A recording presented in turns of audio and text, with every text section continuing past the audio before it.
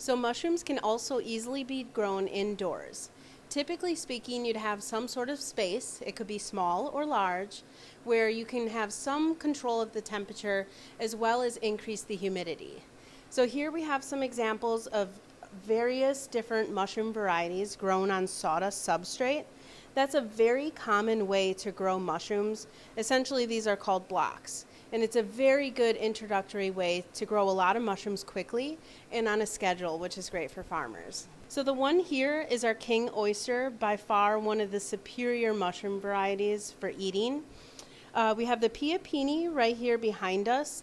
Obviously has more of a velvety cap, longer stems. Very similar to the chestnut mushroom, which we have here, which has more of that ornate, beautiful scaling. Behind is the black pearl oyster, which is another variety of oyster, grows very similar to king.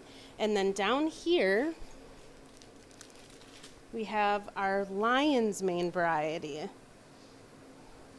I would say for popularity, oyster is still there, and by far the king oyster. A lot of times people really like this one because it's a fairly mild flavored mushroom, but very dense and meaty.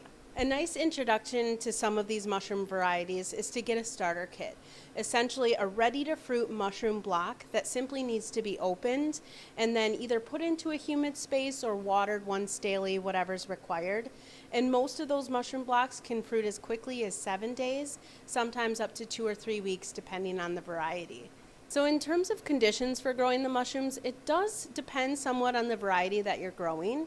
So some of these have a wide fruiting temperature range, anywhere from 55 to 75, maybe even 80. But oftentimes a little bit cooler is more ideal.